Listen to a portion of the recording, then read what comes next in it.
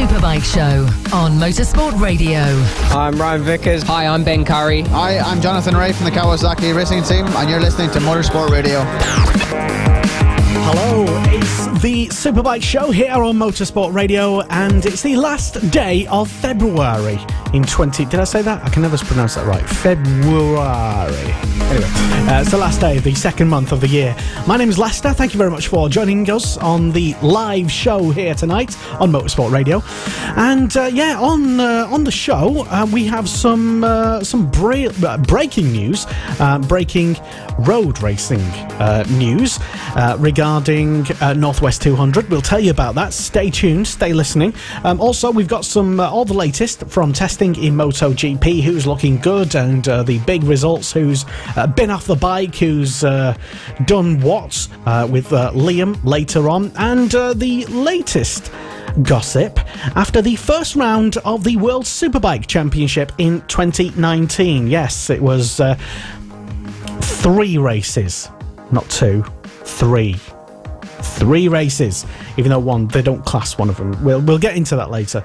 Definitely 3, because anyway. So yeah, races happened in Australia at the weekend. We'll give you the latest championship updates and also talk a bit about the World Supersport Championship as well, which is not often talked about. So we will do it. Why not? And also any big late breaking news and gossip from the BSB paddock, and finding out who's been doing what this weekend, and finding out who is testing, and really just who is looking generally good on a bike, and what they are doing, etc, etc. So yes, you can get in touch with us on the show tonight, this evening, by contacting us at M-Sport Radio live on Twitter, and it is Motorsport Radio on the Facebooks as well. Joining us on the show, it is, please welcome Ed Hocknall and Liam Hodgins. Hello, guys. Hey, Lester. Evening, Lester. So, how have you been? Good. Can't complain. Well, I say good. I've been suffering with a cold for the last few days, so... Good to hear you're not complaining, though. Good to hear. That's good. Not at all. I'd never complain. And Ed, you've recently got over a bout of death, and you're feeling a lot better. Yes, I've just about got over the self-induced jet lag from staying up and watching all the action from Australia over the weekend. So, but it was all totally worth it. Exactly, yes. And I suppose if we were to have a big debate this evening, we've not yet come up with what the big debate is. So we're going to open the floor, and we're doing this absolutely, completely live, so you can get involved, and you can choose tonight's big debate. What we'll have. Will it be, and it has to be really good, it has to be something really great, not just like, Marquez is crap, or something.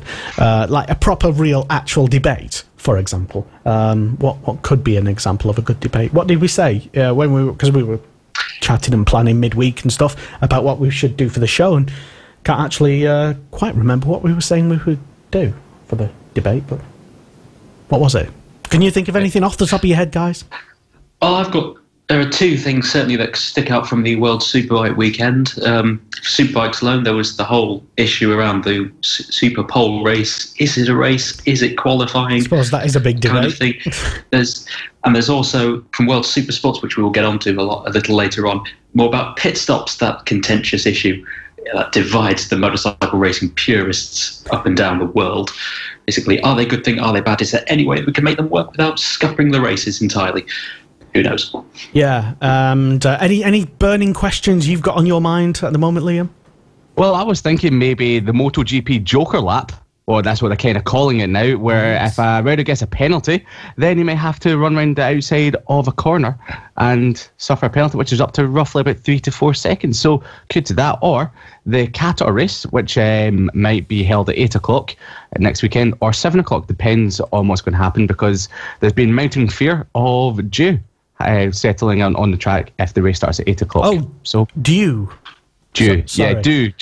It's the accent. Sorry, I shouldn't keep pointing out like that. I do apologise. A big hello to everybody who's tuned in so far. Hello to Blake Gibbons, who agrees regarding the insomnia. By the way, he says he was mad, really, for his body and mind. He wanted to sleep, but he didn't, as he was too keen to listen and watch the racing. Also, as many other people do that I know of.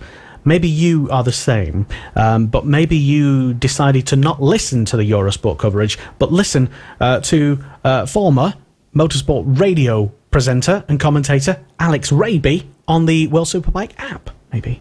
Were you one of those people?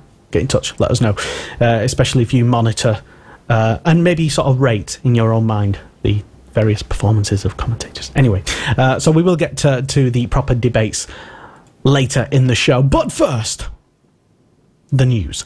And there was a report released, as you may already know, this week, which determined that Dan Neen's accident and passing was, quote, a racing incident. John Needham, the coroner, recorded a verdict of misadventure, which was released this week.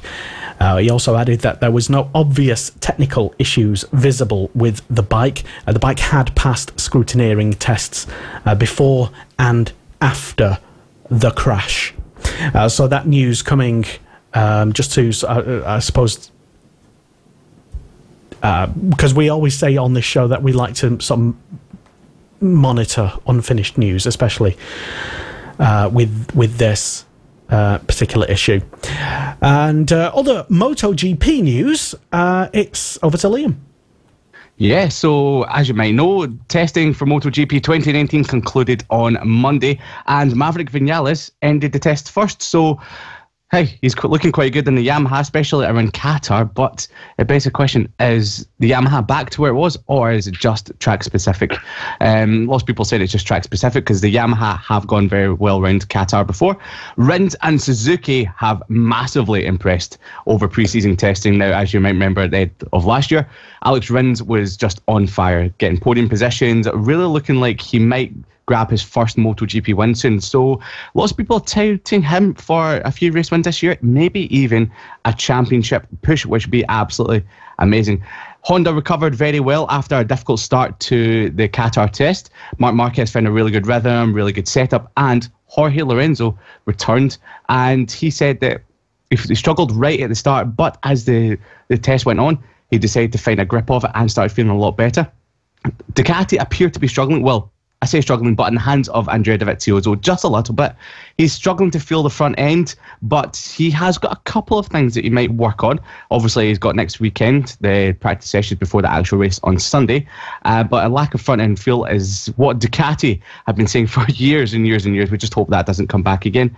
And the rookies have impressed, especially Frenchman Fabio Quartararo, who ended the test second fastest overall. Now, a lot of people are seeing him as one of the people that could be challenging for the wins.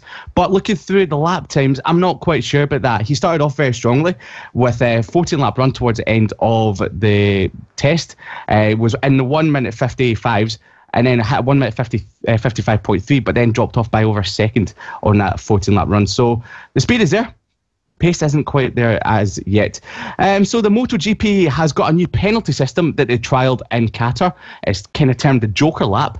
It can basically, if a rider gets a penalty, instead of dropping back one position, which sometimes seemed a bit iffy if a rider got the penalty after he passed someone and then just sort of dropped back a couple of tenths and let that person pass again. What they have to do now is ride between a set of lines, round a corner, and then they lose about 3-4 seconds. Now, they're thinking about implementing that for most of the tracks in 2019, but some tracks they don't think will have the space to do that. So that's something that's going to be worth keeping an eye on over the next few days. And bosses are discussing whether to change the times of the races on Sunday from a later start to an earlier start. Now, they've done this in 2018 because there was a lot of water getting on the track. There was dew on the track because of the start time was quite late on, and it caused a lot of crashes. So we had the likes of Marc Marquez, Jorge Lorenzo crashing down. Marc Marquez joked that he tested at the shoulder and he seemed fine, so that's always quite good. But they really want to change it from an 8 o'clock start to a 7 o'clock start. But the only issue, the reason that they've moved it back to 8 o'clock this year is because the Moto2 start off at dusk, and then by the time the race ends, it's nighttime. So they've got quite a lot of glare coming up, and it's quite a problem for the Moto2. So we'll see how that unfolds. So far, the times came out today of the start times, and it's still an 8 o'clock start, but it might change before the race gets ahead next Sunday. And finally, It might be good news for you, might not be, because he's not really a rider at racing anymore. But Danny Pedrosa was seen on a KTM for the first time, and to be honest, his number 26 looks absolutely fantastic. Fingers crossed he might do a wild card. I don't think he will, but it'd be absolutely amazing to see him do a wild card at some point. So that's basically the MotoGP news as of yet. Okay, thank you very much for that. Quick question then, Liam. From testing, who you have seen so far, who is looking potentially the best to, I don't know, come out fighting, to hit the ground running? And I don't know, from testing, can we take anything? Is it just a glorified shakedown? Well, everyone says never look too much into the times. It's really when you sort of look into the long run pace, that's where you can sort of get a true indication of who's looking good. And Maverick Vinales has been looking good all through pre-season testing, especially in Qatar, and he's put long laps together.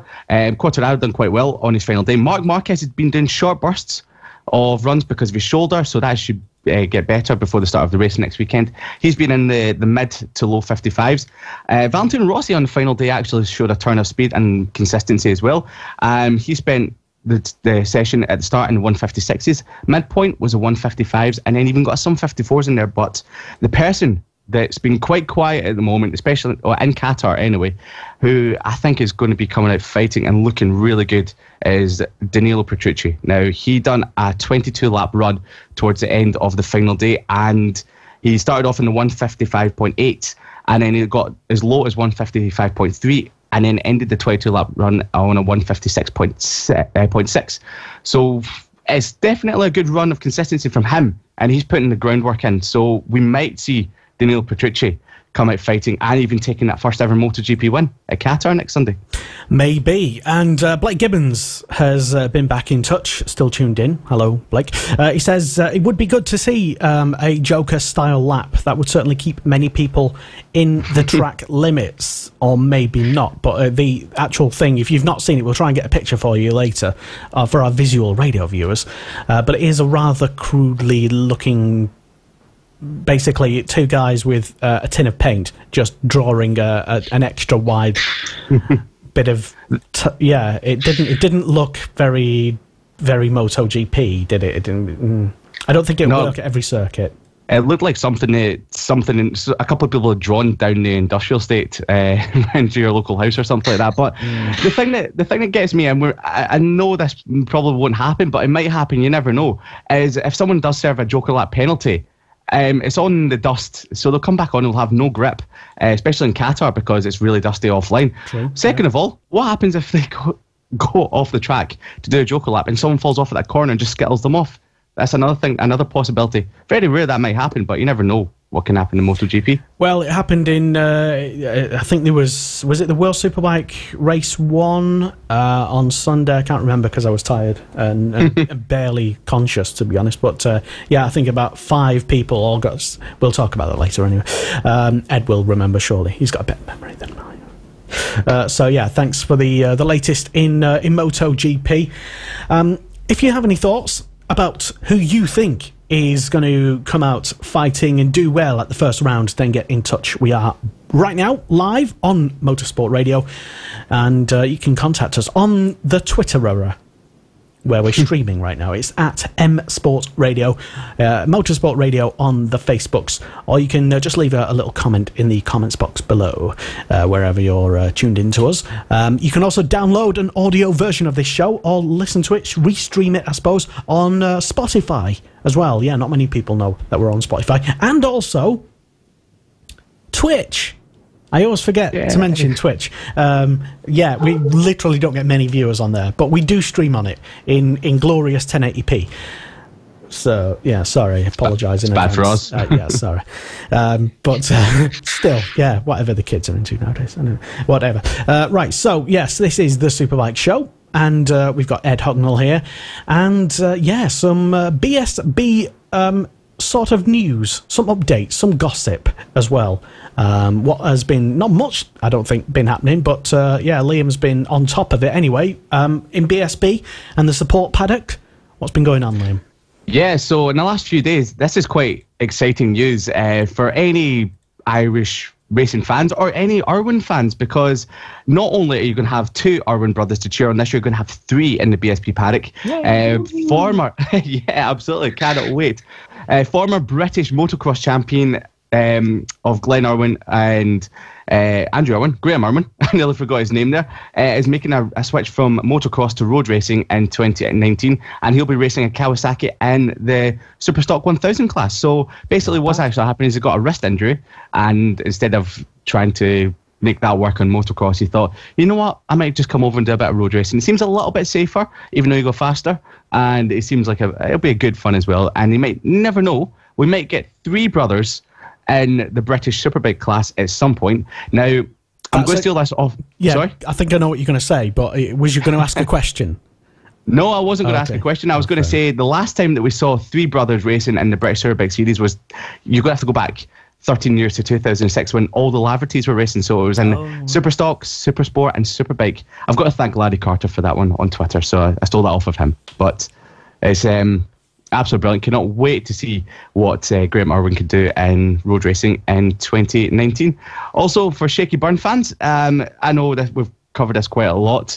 There won't be any hope for him coming back in 2019. The injury still hasn't healed properly, but he's still wanting to come back at some point. So maybe 2020, but we can't rule him out just yet of a possible return to racing at some point. And Lee Johnson is going to return to the British Supersport Series with the newly formed Ashcourt Racing Team. So he's going to return there for the first time since 2011, and he's absolutely excited about that. Smith's Racing has announced a new sponsor, which is the engineering and equipment provider, which is Briggs Equipment. And Xavi Flores has been testing his Honda Fireblade, and he's been posting tweets about it, looking really happy. Wheelie Wednesday and everything like that. So he's looking, he's really looking forward to the start of the season, which testing kicks off in a couple of weeks. And we've got Tyco BMW launched their bike today. It's looking as slick as ever with the BMW colours and the Tyco colours. And Bethany's BMW will run both Taylor Mackenzie and Michael Rutter in the National Superstock 1000 Championship this year. So it's all looking good. And Paul Bird Motorsport will be out testing in Almeria tomorrow. Yeah, talking about people out testing in general, there was a tweet that I saw in earlier. Jack Kennedy, been tweeting from at Jack Kennedy 14, says, grand little shakedown test at Donington today with a fist bumping emoji as well, because it's radio. But yeah, so yeah, loads of people out prepping and getting ready fully for the season, I would say. And who is, I mean, like I said, there's not been that much BSB news as such, not like big earth-shattering, earthquaking news. There was rumoured to be a big, grand announcement about Shaky Byrne possibly coming back in MCN this week. Wasn't the announcement that it was definitely billed up to be, but it was Ollie Rushby's last big interview with MCN. So Shaky Byrne did come onto Twitter on Tuesday night and saying, well, I've got a big news article in MCN this week. It's going to be great news for some people. It's not going to be great news for some other people. So he's always finding the funny side of the situation, which is always good, Shaky. Exactly. Yeah. So any particular thoughts about BSB, what you might be looking forward to, Ed? Yeah, just to touch on what Liam said about Happy Flores on the Honda Fireblade, he just seems actually to have had a whole new lease of life since joining the British Championship. Everyone in the World Superbikes would said there's no denying he was looking frustrated in the old V-twin Ducati. He just wasn't getting the right support to do the job out there. He seems to have had the shackles taken off him joining the Honda setup. And I think they've done 3 private tests to date so far, and at the end of each one, he is just, you know how we often have riders that they find things to complain about and they say things aren't right. We've got to, just keep our feet grounded. They just bring up all the keep calm cliches. Well, Abby Flores has been going to the moon and back. They said he's so happy with that bike. He's having a lot of fun out there. I think he's going to be a real surprise in the championship this year. Yes, he's got to learn pretty much all the circuits on their bar Donington, I think. Yes, because they're going to the Silverstone National Circuit this year instead of the old Grand Prix circuit. So he's got that major hurdle to clear, but he's got the confidence, he's got the talent. He just seems to be in a really happy place, and he could be the man to get the job done for Honda on that, let's be honest, fairly troublesome Fireblade SP2 bike. been for the last couple of years. It even saw off Jason O'Halloran. So, good luck to Happy, but he certainly looks like he's hit the ground running. He's ready to go. Well, they always say is a happy rider is a fast rider. So, yeah, he might take some beating this year. But as you said, he's going to... I wouldn't say struggle with... you never said that. No, I'm saying that. He'll take a few rounds to adapt to the circuits and whatnot. But I suppose that's the beauty of a championship where you have multiple races at each round. So he'll get up to speed very quickly. Absolutely. Yeah, we just don't want to see where the international riders have come in the last few years and kind of struggled with the tracks and getting to grips with how the paddock life works in BSB. But, I mean, if he's looking this good already, then we can maybe see him up there battling with the likes of Scott Redding, Josh Brooks, and the likes of the others. So I cannot wait for this season. All right, that's the BSB news well and truly wrapped up and put to bed for one more week. Unless you have any comments and you're listening live, you can get in touch with us, just as Nat Jarvis has done. Who's he again? Yeah, don't know. No, he was on the show last week. And Nat Jarvis was working late, wasn't sure he could be on the show, so we decided to cast him aside for this week. Because we're kind.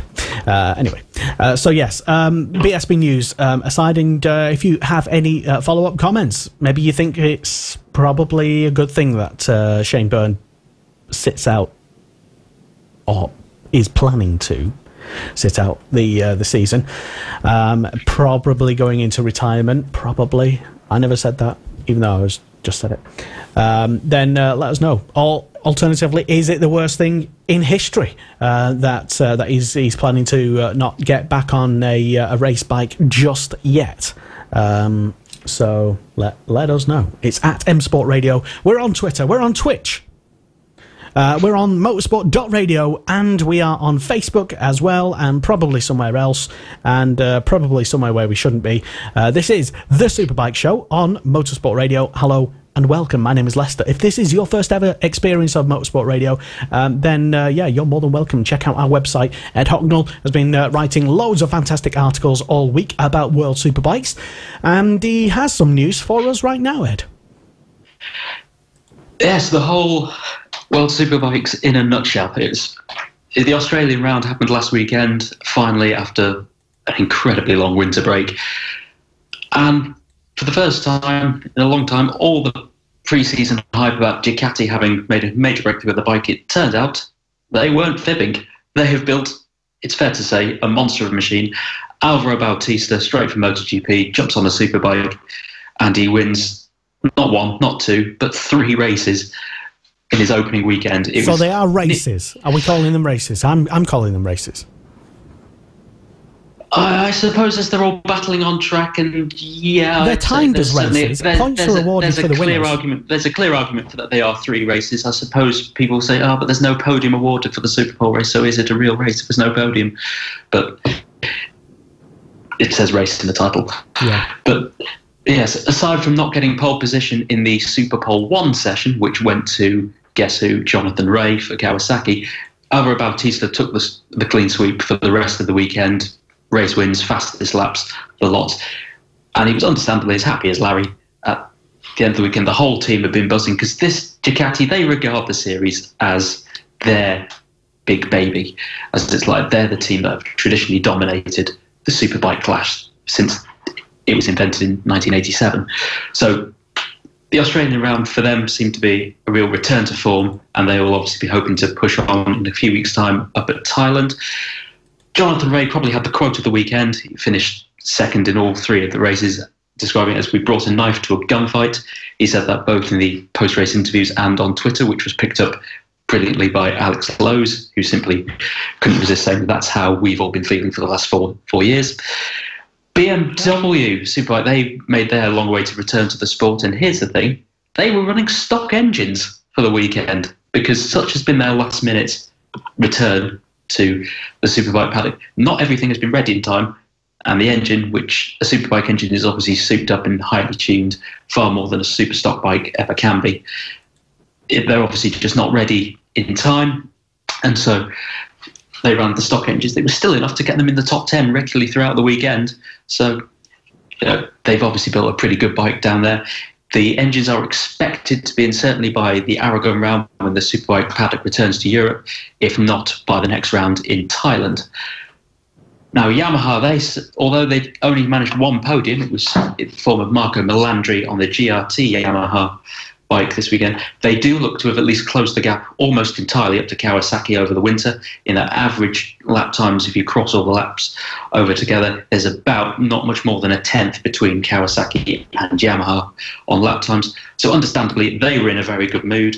Melandri said Austin finished Superbike 2. He loves Phillip Island after his brace of wins last year, confirms returning to the team where it all began for him way back. How many years ago was this? We're going on about 17 years when Melandri first burst on the international racing scene for Yamaha. Michael van der Mark was left a bit frustrated, as was Alex Lowe's for the Pata Yamaha team, as they believe they had the pace to topple the Kawasaki's, especially in Superbike Race 2 there at the end of the weekend. But there's plenty of promise for Yamaha going forward. Leon Haslam making his debut for the Kawasaki racing team. He took a tumble, the first of the tumblers really of the big weekend, down at the formerly named Honda hairpin, just now known as the Turn 4 hairpin down there. So Haslam ruined his Superbike Race 1, but he had a cracking second half of the weekend, and he took it to Jonathan Rea on the track as well. There was fantastic battle, certainly in the final Superbike race out there, and it was a clear message, I thought, to Jonathan Rea saying, I'm not going to be number 2 under any circumstances this year. If you want your crown, you're first going to have to come through me and then go after the Ducatis. So we could be in for an incredible in-house battle between the reigning World Superbike champion and the reigning British Superbike champion this season. Toprak Ratskatlioglu and Eugene Laverty sent very timely reminders as the best of the rest of the leading independent riders that they are not going to lie down and just let the factory back riders have it all their own way this year. Toprak was superb in the final race, actually dicing with the Yamaha boys for over the 4th, 5th, 6th positions. But he's certainly looking every bit like he is ready to step up soon. I think he had some sort of tyre issues, which were a big concern for a lot of people, didn't he? Well, they said after that, but if you looked at the images in Parfumé, I don't really buy that, as they all actually looked reasonably okay. Pirelli have done actually a brilliant job with the new Superbike tyres that they brought for this year. Speaking of tyres, it brings me nicely onto the World Supersport paddock, where Pirelli haven't quite got the Supersport tyres quite right. There was, as you've seen in MotoGP races down the years, when there's a tyre concern, the race organisers err on the side of extreme caution, say you've got to have a mandatory pit stop change and you're not allowed to run more than 10 laps on one set of tyres. That's what they did at World Supersports. I have to say it badly affected the race, because we were having a cracker of a scrap between Randy Krumenacker, Jules Cluzel and Federico Caricasulu out there. The pit stops, because of this pesky minimum time rule that you have to spend inside the pit lane, it stretched the field completely out, and the final 6 laps of the race was really just a procession. But nevertheless, the opening half of that race was fantastic wheel-to-wheel racing, and we're going to be in for a cracking Supersport season. There's absolutely no doubt about that. Former MotoGP rider Hector Barbera for the Team Toth Yamaha produced a brilliant ride to fight his way up from the grid through to finish in 4th place, even including the pit stops. He's looked like he's got his mojo back. He took a lot of time last year to kind of, I suppose, get over that his MotoGP career is probably done. He was never... It's a shame, because he's a very good rider. He's just one of those riders where the face just didn't fit the teams, I guess. It's if he's that good, why is he not still in MotoGP then? Well, he was riding for, I believe, the Real Avintia Ducati team, I think, in his final year, and they're not, and they haven't got a large pot of money. Barbera is there more on talent than money, and paddock politics put paid to his career. That said, his 4th place in World Supersports this weekend, it certainly says he looks like he's got his mojo back, and he could well be in for a title shot at World Supersports, which would hopefully launch him back up into a Premier category, either in Superbikes or maybe back to GP in the future. Speaking of former Grand Prix riders, it was a difficult debut weekend in the Class 4. Maria Herrera, she and her new team, MS Racing, they were also making their first World Supersport appearance together. they were never really on the same page as the more established teams. In fact, Maria has never really gone well at the circuit. It's a tricky old circuit. If ever there was one, Phillip Island, where a physical rider shines more than someone who works more on finesse through the corners. Maria is a very smooth rider through the line she takes through the corners. Whereas, example, if say Anna Carrasco had been riding in the super sport class, she probably would have got more out of that circuit because she's a much more physical rider through the corners. But it's all a learning curve. She didn't crash. She finished down in 16th, but it's all miles to the data. She will improve. There is no doubt about that, especially by the time we get back to Europe in just a couple of rounds' time. Some news that has come in over the last couple of days is that Kyle Smith is going to be one of the British riders taking part in the European Supersport Cup. So the Supersport field will grow, I believe, by as many as possibly 16 new bikes could be on the grid from Aragon onwards. They will, as the Supersport Cup name hints, will take part in all the European races, and he will be joining Team Pedicini this year as he tries to reboot his world-level racing career. That is all the World Superbike and Supersport news I have for you tonight, Lester. All right, good stuff. Thank you very much, Ed. And yeah, you may have noticed for our visual radio viewers, I was tinkering about with some new graphics. I don't want to say anything. Been working on some new graphics. You look good, Lester. They look very good. Rather pointless explaining if you're only listening to this, but still, it's all good, I suppose. But yeah, so World Supersport, it was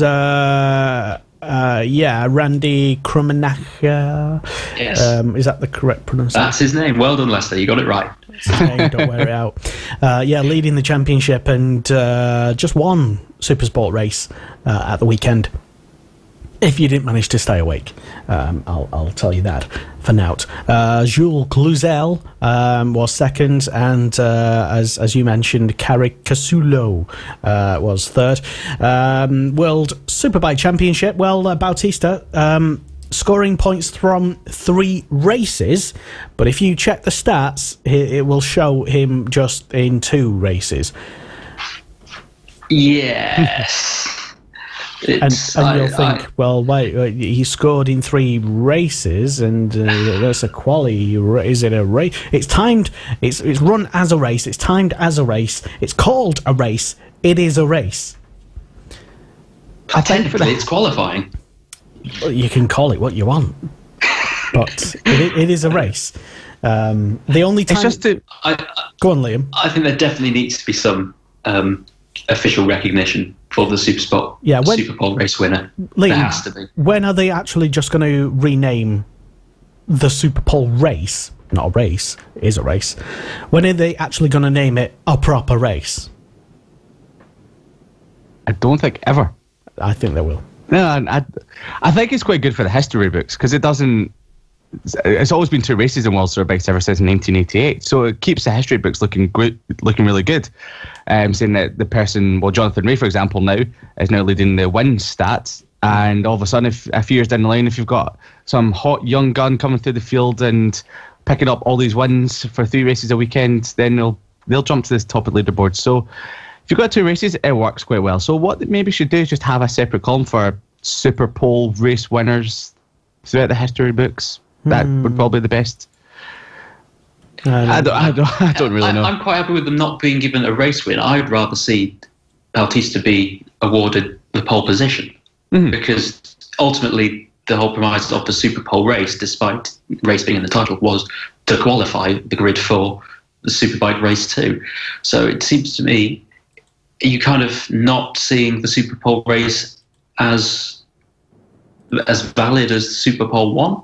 When arguably it's much harder to secure a pole position in the Superpole race because they're all having to battle on track rather than just try and find your own clear piece of tarmac and blitz a single flying lap out of it.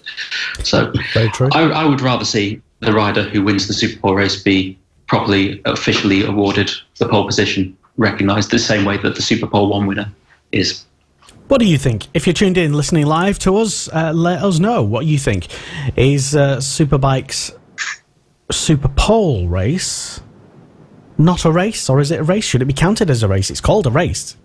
but it's not counted as a race unless they're including points, which they are for a non-race. Anyway, let us know. I think that will rumble on. It's already obliterated my spreadsheets. Let's come up with a whole new system for it, and it's messed everything up. Phil Simons has been on Simmons. Sorry, Phil. Hi, Phil. And he asks regarding Kiko Giles. How is life for Kiko Giles as a Dorna playboy? They're two images I do not want to even... I can't even bunny ears and everything. Conjure that. Oh, that's wonderful. But I'm told, Phil, he is looking for the finest Spanish black pudding and unable to find any. So if you know of any underground black pudding in or around Barcelona, then you can get in touch with him. It's not, what is it, at Moto? No, it's at Kiko Giles World Superbikes now. Because he's changed his thing for the World Superbike. Anyway, moving on. Before I die, hello, yes, good evening. World Endurance Championship. There's been a little bit of news break today, Ed. Yes, there has. There's a former MotoGP theme that seems to be running through tonight. Remember these names, Randy Depunier, remember him? And Yoni Hernandez in the not too distant past. Well, they're pairing up with French rider Sébastien Gimbert. Apologies to any French viewers if I've just horrendously pronounced that wrong. They are teaming up together at the Honda Endurance Racing Team for the remainder of the 2018-19 season. And so they will all make their debut together at the 24-hour bike race at Le Mans on the 18th to 21st of April. Fair enough. There's. I didn't see that one coming. I don't know personally if he is a endurance specialist. I don't know. Has he done any endurance racing in the past? Gimbert, I imagine, would have been. No, not because. Oh, you're meaning Depunier and Hernandez. They have ridden in endurance races before. Honda don't tend to pick people from out of the blue if they haven't done a number of endurance races. Yoni Hernandez, I think, was part of the Suzuka 8 Hours last year, and I think Depunier, if he didn't do it last year, he certainly did it in 2017, I think. So they have pedigree over in the long races themselves. This is the first time they're getting permanent rides as opposed to guest appearances in other teams. Sébastien Gimbert is a multiple world champion in endurance racing, so you've got an amazing teammate there. So it's a great team, and I think it's the GMT 94 team again. Is that what it is? The three have signed for Honda Endurance Racing. Honda, yeah. So Gimbert used to be part of the GMT 94 team. So that's always what I remember.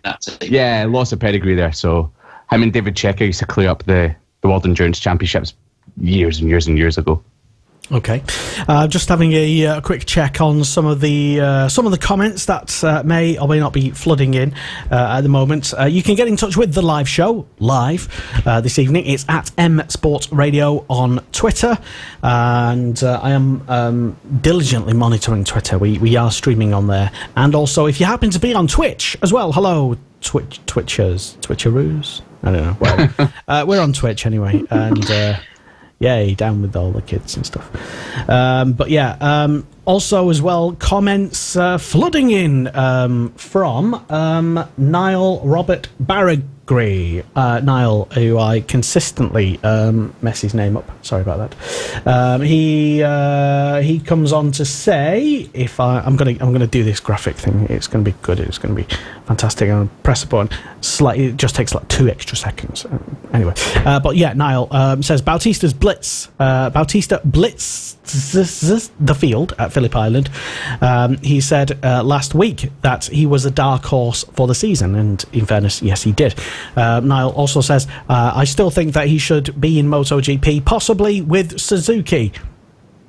Oh, well, that's the team where he started his MotoGP career when he moved up. So those were the days. I must admit, I was surprised when Suzuki got back into MotoGP that they didn't try and sign Bautista back up as a rider that obviously knew the team, knew the bike. Oh, there's no doubt denying that he's a dark horse. I think you'd take him as more of a dark. He's gone beyond the dark horse title now. He would have to give him the dominance of that last weekend on an even keel with Jonathan Rea for the championship. So it's definitely what the series needed. I haven't actually seen any negative comments from people on Twitter, Facebook forums, or anything since the opening round of Australia. It's exciting that World Superbikes is finally making conversation for the right reason. Yeah, overall, I thought personally it was a good, solid first round weekend, really. Nothing to complain about. I could nitpick and say, yeah, the graphics going down, that was a slight, inconvenience. We're not being told about, from the commentary. Other than that, really, it was as good or better than what I think we would have expected at this time a few years ago. Yes, I think the Super Pole race was actually incredible. It was the best race of the weekend. It was. I think riders were laying it on the line more so than I kind of thought they would, especially Jonathan Ray. It was like a psychological thing. He was trying to show Alvaro Bautista that, you know what, you might have it this weekend, but I'm not going down without a fight. So it was a great weekend. Shame that Bautista ran away with it, but I kind of think we kind of expected that, and especially with the margin he did. But I don't think we'll see that for every round this year. Alvaro Bautista is a bit of a specialist around that track, and Ducati have now won, I think, 26 times round Phillip Island. I could be wrong.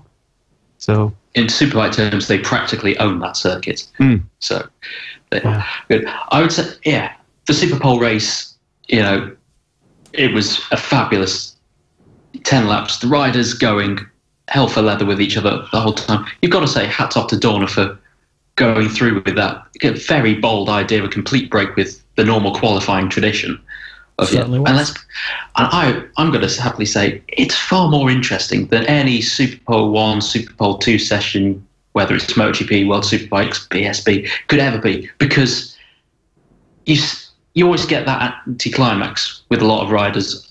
They're halfway through a really stonkingly good lap, and then they back right out because, they can see someone, 50 metres up the road from them, and they fail out.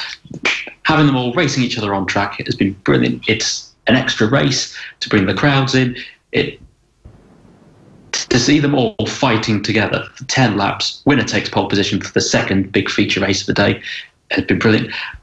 And also one other big applaud to Dorna for making championship points for that race, because it makes sure everyone keeps fighting to the very end of the flag, rather than, my bike's rubbish in it over a single lap, I'll just cruise round and hopefully wreck a rival's lap in the process. So I suppose, that is where the best bit of it, if you're a rider who didn't perform great in the quali session or in race 1, and you're probably not going to do that well in race 2 either, that you can make up at least a few or a couple of points in the Super Pole race, knowing that maybe the championship contenders are going to be a little bit cautious, potentially.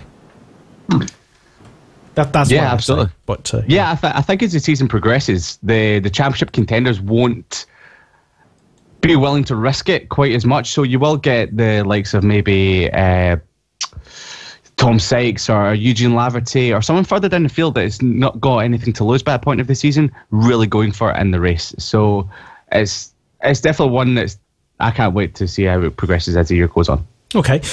I suppose, as we've said previously, that debate about World Superbikes and whether they've got the format right, whether a Super Bowl race is a race or not a race, and whether or not you care or not, will, I suppose, rumble on, really, especially looking towards maybe 2020, when news and rumour starts to emerge about that. We're already looking forward to 2020. It's not even March yet, as we're streaming the show.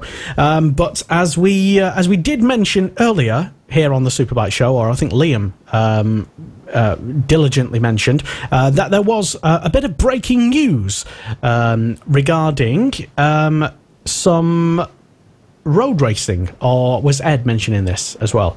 But Ed, tell us anyway. The big one, which actually was broken about not more than half an hour or so before we came on air, it's Alistair Seeley has signed for the Portburn Motorsport BY's Ducati team for this year's Northwest 200 in a bid to reclaim his crown around the Northern Irish Coastal Race from Glenn Irwin, who has moved from the Ducati team to the Quattroplank Kawasaki team for this season. There's been a bit of war of words over the winter between the two of them. They both want to be the king of the Northwest. Now, Glenn Irwin, you've got to remember, he is, Alistair Seeley sees him perhaps quite right as the young upstart that's come over to the series. He's only been there for two years, and he's won the Superbike races, all three of the Superbike races that's been held there. Should have been 4, but for bad weather in 2017. Yeah. But he's taken a clean sweep of all the Superbike races that's been held. Seeley, he had been on the Tyco BMW for the last few years for the Superbike class, and he believes clearly the Ducati is the way to go. Owen was on the V-twin Panigale, we should say. The Ducati V4R, given its performances on the short circuits, has played a fair hand in twisting Seeley's arm into signing for them. That there can be no doubt. It's going to be brilliant. Will Paul Bird Ducati bring one of their BSB riders to the Northwest? Will they try and give Scott Redding a go out there? That would be something. A MotoGP rider for the first time, probably a Grand Prix rider, probably for the first time since, may even be Joey Dunlop last was racing on the Northwest coast. That would be a major coup for PBN Ducati if, say, Scott Redding was to make his Northwest 200 debut. That's, though, entirely speculation. Alistair Seeley, Glenn Owen is the big draw for this year at the Northwest 200, and potentially they could be racing at the other big international events as well throughout the year, depending on deals that can be done. So much to look forward to there. There has been a few more rider announcements this week that's come through. James Hillier has confirmed he signed for Quattroplank Kawasaki. He's been there with that team for a number of years. He's carrying on. He's not. I have a stat. I'm going to bring up this stat which I've had for you. Yeah, since 2011, he's contested 43 TT races. He has finished 41 of them, and 12 times he's got on the podium. Not bad. Not bad at all. The TT, the hardest course to finish a race on, because it's bumpy road surface, most abrasive course you could ever ride on. It's over a mountain, through woods, through villages. It's the most brutal tarmac course to take a motorbike around. It shows you, one, he's very quick for a start to keep getting the podiums. Other, he's very mechanically sympathetic to his bike. He knows how to nurse his bike around the corner. He's a big draw for the team, and quite rightly, Quattroplank Kawasaki, they said, no, stay with us for yet another year. We don't want any other team getting your brilliant services. Lee Johnston, Liam touched on him doing the British Superbike Championships for the Ashcourt racing team. That's also the team who's going to be contesting the big international road races with him. So he's got 3 bikes lined up for this season. He's for the Superbike and Super Stock classes. He's going to be on the all-new BMW S1000RR. And the Super Sport class, he's going to be on the new Yamaha R6. So then, Maria Costello, the fastest woman officially around the TT course, has confirmed one of her racing plans for this year. She will return to the TT and possibly the Northwest 200 and the Ulster Grand Prix as well to contest the Super Twin and lightweight classes on board the Patton team bike, which, if any of you were watching the Northwest 200 last year, that thing was an absolute missile going down the main straights, just blitzing through everyone. It's a complete old school bike to look at. It's lovely green fairings. It's very 1970s in the way it looks. It's got the old double spring rear shock suspension at the back. It's a beautiful piece of kit. She will fly around on that.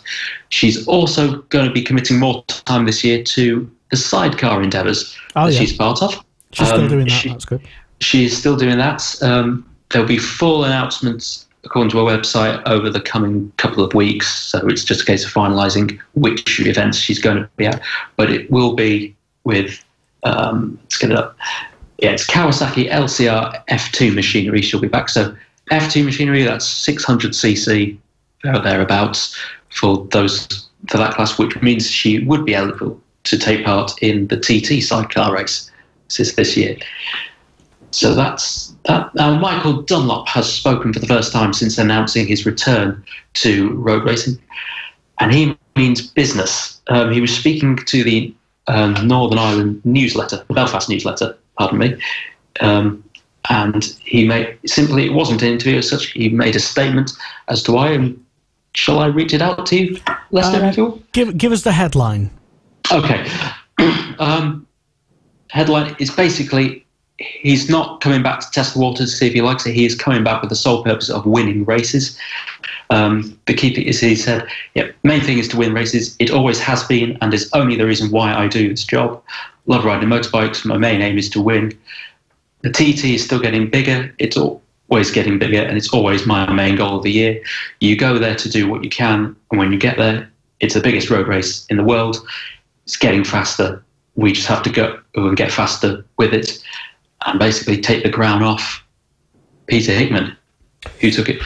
Although underlying tones, his first priority is to be his arch rival, Ian Hutchinson. So he's back. He means business. It should be a cracker.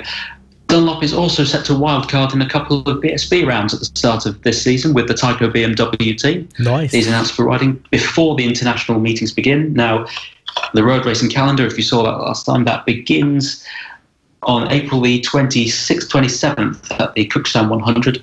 So Silverstone falls the week before, and then Alton Park falls in that space between Tandragee 100 and the Northwest 200, I believe. So it seems like that Silverstone and the first Alton Park round will be the ones to catch Michael Dunlop at the BSB events. I think it's not the first time he's ridden there. I think a couple of years ago when he was with the Bill-based Suzuki team, he did the Donington Park round at the start of the season as well. So he has been known from time to time to get to grips with the bike. He tends to publicly say that it's all just testing, getting miles under the belt and whatnot. But Tyco BMW, they want to crack BSB this year. It's fair to say they're fed up of finishing, 5th and 6th every year in that championship. And they get on well with Dunlop and Tyco BMW, Taz Racing. They're two huge names in Northern Irish racing. So they want to come over here and to the British Championship and show us how it's done. Fair enough. And we were just having a quick browse on various Twitter accounts from the Northwest 200, who is seemingly entertaining or being entertained by Michael Dunlop at the moment at a event. I don't even know what event that is. So yeah, great reporting, me. I think it's just kind of the big Northwest 200 launch event, like how the TT are going to have in the next, in about a month's time. Obviously, it's just meet the big riders. As you can see there first, Stephen Watson's who presents the BBC coverage of the race. We'll just be getting the riders' initial thoughts. I'd be interested to see if Alistair Seeley and Glenn Irwin are at that event. Someone tells me they won't be allowed anywhere near the stage at the same time as each other, which is a pity. But who knows? Maybe, I don't know. Anything could happen, I suppose, in motor racing, and it usually does. Said Murray Walker about F1 once or twice. You said about motorcycle racing because Murray Walker first started out as a motorcycle racer. Mm-hmm. Yes. Did you know that? I did. So, yeah. Oh well. And his dad competed in the TT. Yeah.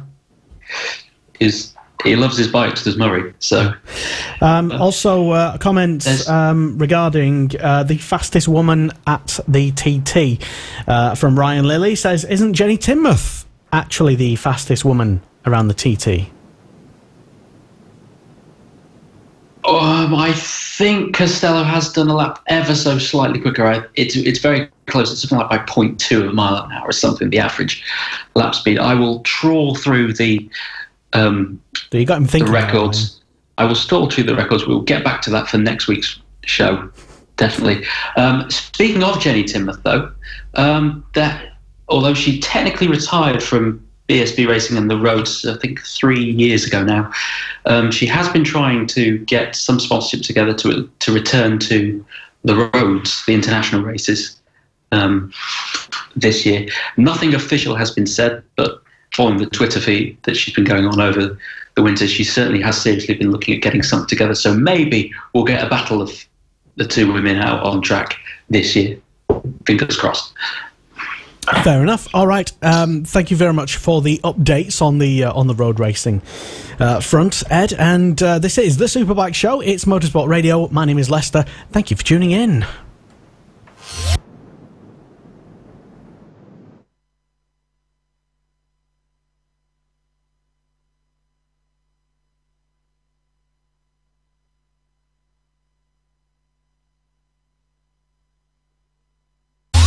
Superbike Show on Motorsport Radio.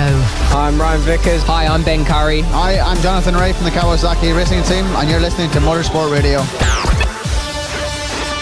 Yes, and we are here live on a Thursday night. It's Motorsport Radio. My name is Lester. Thank you for listening. We're live all over the place on Twitter, on Twitch, on Facebook, on I think YouTube as well. And the most important place, we are live on motorsport.radio, streaming in beautiful sound and vision. You can download a copy of the show, take it with you if you happen to stumble upon an argument and you want to hear more of it, but you've got to go to a race this weekend. Well, you can download it, or you can stream it on Spotify. Yeah, that's the one. And take us with you on there. Download us on all the Apple what's-its. It's all good. Yeah, every week, live at 8 on Thursday, generally speaking, ish, unless we're at a Cool Fab round, which, by the way, Cool Fab Racing is the official partner series to the BSB Championship, and also it's on the road to MotoGP. Did you know that? It contains all of the future stars, all of the future British and probably some Irish champions as well. And also, Motorsport Media has just announced that it has retained the rights to broadcast, stream live the championship for another season, for the 4th consecutive season, which means it will be live on Motorsport Radio this season in 2019. Fantastic stuff. And we have 2 of the 4 commentators who have been chosen this year live on the show here with us, Liam Hodgins and Ed Hocknall. Yeah. Just thought I'd drop you in that. Because you've not had any prepared remarks or anything, so yeah. No, I'd just like to say thank you to my... I don't have the speech written out, so I feel like the Oscars right now. I'd like to thank my parents, my dog, that. Fair enough. But Liam and Chris McCarthy will be fronting the coverage this year. Radio coverage, I must add, if you're familiar with the brilliant coverage that usually goes on. It will be radio coverage this year. And occasionally, around at least 3 rounds, Ed will be popping in, and also fellow rider as well, and one to watch, I would say. Blake Ansell will be also dropping in most weekends, I would say, to also commentate. So, fantastic team, commentary team, bigger than ever before, and we will stream it all live. Every single race this season will be on Motorsport Radio. The road to MotoGP, it's already produced some fantastic talent, and not the least of which is Mr. Kiko Giles, who has been scooped up by Dorna, literally scoops up by Dorna, to go and work over there in that Spain over there. So live coverage this year, coolfabracing.com website and on motorsport.radio. Just thought I'd let you know. Right, so big debates then regarding lots of other news. There's not that much going on this weekend, to be perfectly honest with you. I think it's just sort of although isn't there a MotoGP test happening? Yes, so there's one tomorrow. And tomorrow's Moto 2 and Moto 3. I think there's a press conference happening either tonight, now as we're talking, or will be shortly happening because it's a Thursday night as we're speaking, I think. So any interesting lines that come out of that press conference? Next week. I think that's next week. Oh, is it? Okay. Yes. Well, Yeah, someone said it so- was a Thursday. I didn't check the dates. Yeah, it's the Thursday night before the Grand Prix. I thought it was That'll be next week. So, But anyway. I think it was Michael Hill on Twitter who normally does the paddock show in World Superbikes. He's basically fronting a similar thing that's happening in MotoGP this year. He certainly broke that news over Twitter earlier today of who the riders will be. I believe it's Marquez, Lorenzo, Alex Rins, Vinales, Rossi, and Quartararo, I think, who are the 6 riders that are going to be facing the media. The usual suspects. Yeah, there was a couple of tweets that I saw in from riders just doing general things over the weekend, including breaking whatever that was, glasses and cups and things. But yeah, Fabio Quartararo training hard. He wanted you to know about that by tweeting a picture of it. I believe he's also in Barcelona as well, doing F1 day in Barcelona. Oh, he's watching the F1. Okay, fair enough. Why not? If he's local. Also, high controversy from, I believe, as well, Alex Marquez, also getting ready for the Preparados para el Testo. Kiko should know all this. He's basically Spanish anyway. Esta vez con los colores. Hashtag I don't the know. black pudding. I mean, there's a handy translation down there, Lester, as well. Yeah. Oh, yeah. Sorry, I don't start reading in the middle of sentences. Also Xavier, how do you pronounce his name? Xavier, That was right. Yeah. He says, here we go for the last ERTA test. Not bad. Or is in, I suppose, what is that, Spanish? Yeah, I'm not going to bother. We just literally, if you're listening to this and you wonder what the hell are they talking about, we're scrolling through tweets at the moment that have been tweeted, including, but not limited to, the VR46 Sky Racing team as well. Talking about Bagnaia. I think they put out a bit of a video that you can check out on at Sky Racing Team at the moment. Bastianini has been on. I think we've already looked at that one as well. He's in Qatar at the moment. But also, interesting one, a bit of a video that I probably going to urge you to go and check out is at BT Sport MotoGP. It's a bit of video from a classic bit of video. It just says Rossi, Stoner, Corkscrew, iconic. And many would agree, few would disagree, I suppose. Is there a more iconic shot in MotoGP ever than maybe Rossi Gibernal going into Jerez? It is the most iconic track limits photo ever. Depending on which side of the fence you're sitting on there's certainly one side of the fence that would say that's the best overtake move of all time. Others were saying you cut the circuit. I still remember that race. I wouldn't say that was the best overtake of all time. I remember going into turn 3, Rossi going right round the outside of Casey Stoner, who put it up the inside, and I thought that was even better than the corkscrew moment. It's quite hard to find that move, but that one stood out for me. I think it was just for the sheer outrage, first to pull off that move, because let's be honest, there was no way Rossi was stopping the bike and keeping it on the circuit properly.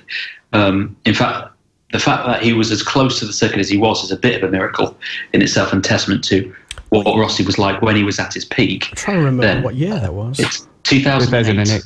Yeah, it was. So it's that. I mean, at the same time, it's also rude that I was like. I mean, I will stand up and say, look, I'm certainly in Casey Stoner's camp for that one. It was very cheeky move. Well, without wanting to go back and reopen the debate, which it seems like we kind of already have done anyway. Yeah, let's not do that. But that was hard to believe. That was like 11 years ago, basically. It's quite ironic that 5 years later, Marc Marquez done the exact same move to Rossi at the corkscrew and pulled it off as well. So it was, Well, yeah, when You it's want done, when it's something done to you, it's totally unacceptable. It's like it's like leave or remain, I suppose. Also, other tweets. Let's not go there, Lester. Other tweets from Anna Carrasco. She's been, I guess, just having a mess around, I suppose. In I don't even know where that is. Qatar, Spain, somewhere. Probably somewhere in Spain. Usually, probably. It's sunny. She's normally down in the southern half of Spain, where she's based. Quite a keen motocrosser, actually. She's done a large number of races in the off season, and given that I believe she has only signed up to return for the World Supersport 300 series, that's only 8 races, I believe, this year. Or no, it's 9 because they go to Qatar as well this year. Only 9 race season. It's still too short, to have that as your only championship. So she does a lot of motocross in the meantime to keep herself very sharp. So, and by all accounts, she's pretty good at it. Fair enough. Right, so we were just. It's always nice to get a little look as to who's doing what over the over winter, I suppose, and to find out all the gossip, I suppose, because that is literally when there's no bikes out on track and there's no sort of real coverage of testing in stuff like BSB, for example. That's where you've got to go. For all the latest news as well. Blake Gibbons been back on, still tuned in. Hello, good evening, Blake. He says the corkscrew is an amazing corner to see any bike or car to watch go round and race like that. I would, that's where it ends. But yeah, it's it's amazing to see any bike or car. We get the idea. Thank you, Blake. But yeah. It is for any track in the world, and maybe the debate as to, I know it's unsafe technically, but maybe so is a street race, and MotoGP and World Superbikes. It was announced that World Superbike Championship would be following MotoGP to go to Indonesia, and what was the circuit called? The not yet built circuit. I forget now. It was on Lombok Island, and according to what Kiko was telling me, it would be the first time a race would have been held there since the missed opportunity of a race that didn't happen back in 2012, apparently, if I've remembered that right. I've seen some images, 3D images of the circuit, and it doesn't really look like a street circuit. It's a bit like Albert Park in Australia, where it's a bit like a park. So there's a lot of runoff, so it's not really through the streets through buildings, so it looks fairly safe. It looks really safe, to be honest.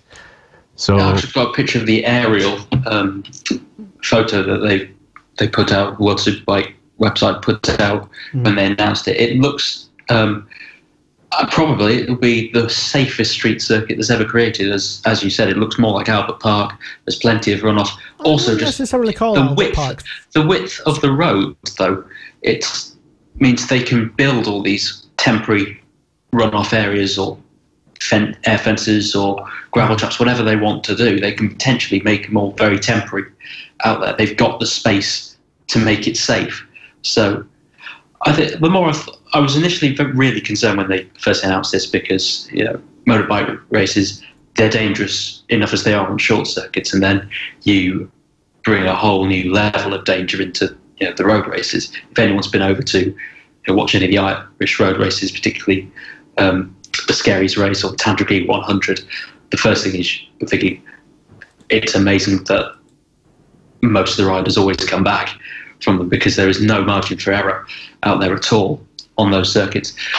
And with much faster, more modern bikes, MotoGP and World Superbikes taking to a street race, but I think good on Dorna for carefully choosing the location. It certainly looks like Lombok in Indonesia has got everything you could wish for to produce a fast, safe, great street race. So here's hoping. Yeah, scheduled for the first race scheduled for 2021, I believe, and the Indonesian tourist minister, I forget the guy's name now, but he says they're going to start building it in September this year, and should be good, I suppose. your thoughts on it. If you disagree, if you have any opposing opinions, then do get in touch. It's not all about agreeing with us, because it's good to have a I'm debate sure most sometimes. don't. Yeah, I'm sure most don't. Just like other people who've been in touch already as well. Nat Jarvis tuned in and says he thinks the place looks a bit like marshland, or marshlandy, as he puts it. I'm sure the Indonesian Tourist Board would vehemently disagree with you, Nat. Ryan has been back in touch. Ryan Lilly says he really wants, really pleased World Superbikes were able to retain the American round after a lot of uncertainty. I suppose. Yes, it was. That actually turned out to be an argument Laguna Seca were having with Dorna entirely over the scheduling. Both parties wanted the round. It was all about when they wanted to host it. It was when the provisional calendar went out, the American round was supposed to be in the middle of August.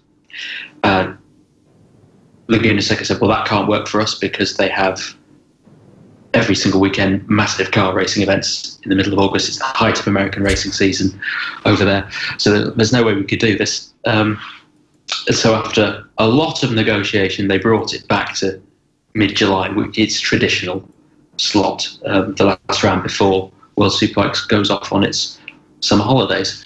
So it is great to see it back. It's a wonderful round. It's just a shame that due to the incredibly small paddock that they have out there, that only the Superbike class will be going out there. I would love to see the Supersport 300s go around that circuit. Because there's about 50 of them that signed up for this season. It's going to be crazy, that class. And I would just love to have seen all of them try and get down the corkscrew in that first lap. It would have been something extraordinary to see. Yeah, definitely would have been something. A couple of more comments coming in, and I'm keen to, because I don't want to seem like I'm ignoring people who've taken the time out to blurt out whatever they had in their mind. So forgive me if I've been a little late with some of the comments. But Blake Gibbons still tuned in, prolific commenter. Yeah, hello Blake. It says if you were to change a race for location, or if you was to change a race's location, I'm presuming he's talking about World Superbikes, which would you change? But instead of asking you guys, Ed and Liam, I'm going to ask Blake, and I'm going to ask you tuning in live. So Blake's question is, if we were to change a circuit's location in World Superbikes, which would it be, and maybe why? That's tonight's question. I think that would be a good question to have. I think a decent question. But since you're here anyway, Ed, change a circuit's location. Yeah. Are you going to say Donington for Brands? Is that? I mean, I want some clarity over what do we mean by change a circuit's location. Are we literally picking a track up and putting it in a different country, or are we? If you could take one race off the calendar and stick a different one in. I'm presuming he's going to mean something like, and sorry to put words into your mouth, Blake, but I'm presuming that he's talking about actually changing the track on the calendar. Okay. Yeah, that makes far more sense. I mean, I have a couple in mind. Just one. Both. You're only allowed one. Go on, what is it? I'm extremely biased, so I would say... but Donington works really well for World Superbikes. I like that. I mean, I would dearly love to see Cadwell Park have a proper paddock installed and send the World Superbike riders around that circuit. That would be incredible. And have none of them make it back at the end of lap one. There is that problem. I mean, you get the novelty of some of the more light-hearted riders having a cheeky wave at some of the other riders when the track passes each other down at the end of the home straight and on the run into the mountain. You'd have that. I mean, seriously though, I would love to see somehow they'd find a way to make Spa-Francorchamps safe for motorbike racing, because I would just love to see the 18 superbikes go flying over the top of Eau Rouge. You probably would get a bit airborne over the top. But that is the greatest permanent motor racing circuit, I think, in the world. But there again, I mean, Spa is just like a glorified Cadwell, really, if you think about it. I suppose, in a way, but it's longer. It's a more, I suppose, it's a more horsepower test. Cadwell Park is very technical. Is there any way we can have both of them on the calendar? No, just one.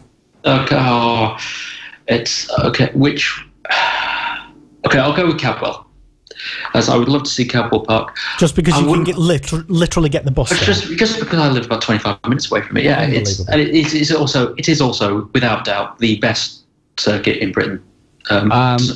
Doesn't matter what Brands Hatch now, I wonder have to say about that, or Knockhill. I wonder what the Scottish presenter is going to say. Is he going to say Knockhill reverse? Oh, there we go. Throwing a spanner in the work there. Maybe even the short version of it, just the hairpin. I don't know. The one I would take off the calendar would have to be Qatar, like without a shadow of a doubt. Having that as the finale of any championship is the worst thing to do. Having it at the start isn't even great either, but having it as the finale, what's that all about? So I would definitely take that off and switch it for Knockhill. No, I'm kidding on. The one I would love to see World Superbikes go around, and MotoGP already use it, has got to be Mugello. It's one of... I think I'm going to have to challenge Ed here and say that Mugello is the best track in the world. I love Spa to bits, but I love it. For bikes, definitely. I just think the way it ebbs and flows, and Spa's lost a lot of its character, I feel, over the years. There's too much runoff, and it's just lost the danger aspect of what it used to be. Well, Mugello still has quite a lot. The advantage if you brought Spa back into motorbike racing, because motorbike racers, they prefer gravel traps. A lot of that tarmac runoff would become gravel again, so you probably would get a bit more of that danger element back, or certainly the skill would really be on show out there. I'm with you. Mugello is one of the best circuits, certainly for bike racing. It could arguably be the best. My would just be, which would you take, Misano off the calendar or Imola? Because 3 Italian rounds. It would have to be Misano. I mean, Misano's got a great atmosphere, but I'm glad you said that, because it hasn't been the same since they've started running the races the wrong way around the circuit. Yeah, so it's coming back to the Spa thing. I remember Dorna about 3-4 years ago did really toy with the idea of going to Spa, taking World Superbikes there. Maybe not using the full circuit, but sort of making a much smaller version of it. And I think finding a way to bypass all routes. I suppose, because it's 4.5 miles, isn't it? The full length. Yeah, that probably is a bit too far for the bikes, especially the cornering, especially Superbikes. Although the way Grand Prix bikes corner these days, it's probably absolutely fine with the distance there. Dorna were in discussions as recently as up to this winter with the Nürburgring, Germany, trying to bring the Grand Prix course back onto there, whether it would be the Grand Prix course or the sprint track, the half course that they have there. That was one of the reasons in the calendar being delayed for so long before it was published. Unfortunately, that fell through. So that's another circuit which would really love to see. Right? It's because just the steep drop into the first turn, it's made for great racing, especially on the opening lap. I'm going to throw a curveball out here, because I think World Superbikes, more than anything else, it needs a Japanese round in there. We have Yamaha, Honda, Kawasaki, 3 big motorcycle manufacturers. There's talk that Suzuki are planning on coming in at some point over the next couple of years. Yet there's no home round for the manufacturers. There's obviously the argument that should you try and avoid sticking World Superbike races on the same circuits as MotoGP, even though Motegi is actually a brilliant bike racing circuit. Well, what would be wrong with doing that? Though? I don't think there's anything wrong with if they went to Motegi. I suppose because there's a speed difference between Grand Prix bikes and Superbikes, that they don't want to show the Superbikes up as being considerably slower than the Grand Prix bikes. There is a circuit the World Superbikes used to go to. Sugo, remember Sugo? Sugo, they could definitely go to. The problem with Sugo is it is in the middle of nowhere. It is the same problem as Fuji has, because it's miles away from anywhere and World Superbikes really does need to bring the crowds in. I mean, crowds probably would turn up in Japan anyway because they love the sport. And I'm going to completely contradict my argument by saying I would love to see World Superbike go to Fuji, because that is an incredible circuit, that mile-long home straight, followed by downhill, technical, twisted turns. It's hairpins at the back section. I think it's the perfect motorbike racing circuit out there, really. So I've never seen a bike go around that track. Just thinking of it. Neither have I, actually. I wonder if they're not allowed to. Another track I'd like to throw out there, it's going back to South Africa, Kyalami, because that's had quite a lot of refurbishment done in the last few years. And that was supposed to be on the calendar this year as well. Or Velcom, which MotoGP used to go to. That was also talked about a couple of years ago. Oh, yeah, Velcom for Kisa, isn't it? So that's the one where it looks like Brands Hatch from the air. And then when you get to it, you suddenly realise, oh, it's not, because it's completely pan flat. So, but it was always a good track, produced good racing, and as you remember, Rossi winning his first ever race in a Yamaha back in 2004. I've certainly seen that one. I must admit, my interest in Grand Prix racing wasn't as high as World Supers was, but then so I didn't really catch much of the racing when MotoGP went to South Africa back in the day. But yeah, Kyalami is certainly a great track. They have reprofiled a lot of it. They haven't quite done enough with the runoff and the track safety at the sides for Dorna to give the green light. I understand they had 2 circuit inspections over the winter, and sadly, it was not this year. They're going to try again for next year, because Dorna want South Africa back on the calendar to have a race in every continent. So certainly watch this space for next year, Kyalami back there.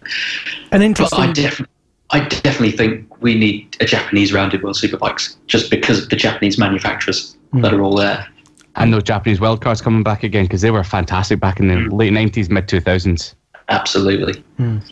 Yeah, and another interesting suggestion come in. I think it's something similar to what has been mentioned previously, or at least on previous shows. Anyway, a comment from Charles Reynolds. Hello, good evening, Charles.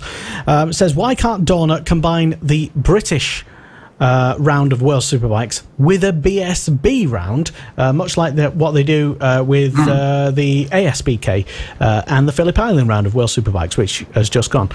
Both of... and Motor America at the US round. Yes. Exactly, and I did manage to watch a little tiny bit streamed of the Australian Superbike round.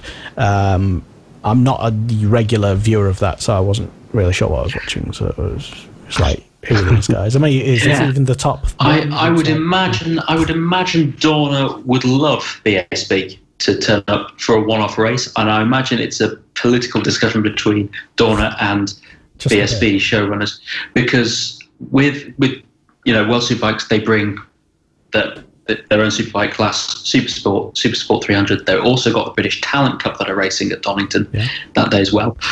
BSB would very much, you turn up, you'd practice, you'd qualify, you probably would only have one race and so that's probably ultimately the sticking point of, well, no, we'd want at least 2 races, because that's BSB, 2 races, kind of thing. So obviously not being party to discussions that may or may not have taken place, but certainly given the trend that Dorna do like to run or have a domestic series running in support of their World Championship, I would imagine Dorna very much would love to see BSB, because it's a high quality field. It's a launch pad, not just BSB, but Aussie Superbikes, Motor America, for young talented riders to make their first big impression on the international stage, so they get the chance to catch the eye of the team bosses in World Superbikes. So it's a win-win for Dorna to have the top domestic championships there at the rounds, and I imagine the sticking point is very much then between Dorna and the BSB race organisers as to do they not want it, how many races. It'll all come down to politics, sadly. Yeah, I suspect perhaps BSB might think that they're a bit too big for the likes of Dorna. But maybe, I don't know. Maybe I'm wrong. Maybe we might see it happen. Who knows? But does that answer your question, Charles? Thank you very much, anyway, for getting in touch with us. A few other comments come flooding in from Luke Small, saying he would love to see BSB back at Mallory. I'm guessing he meant World Superbikes. BSB. No, sorry, actually, BSB back at Mallory Park. Sorry, Luke. Could you imagine seeing World Superbikes at Mallory Park? I should have. Flying down to Edwina's. But basically, there's a lot of people that would like to see it. The circuit was saved about 3 years ago from being demolished because there was a lot of criticism coming from people that lived in that area of the noise.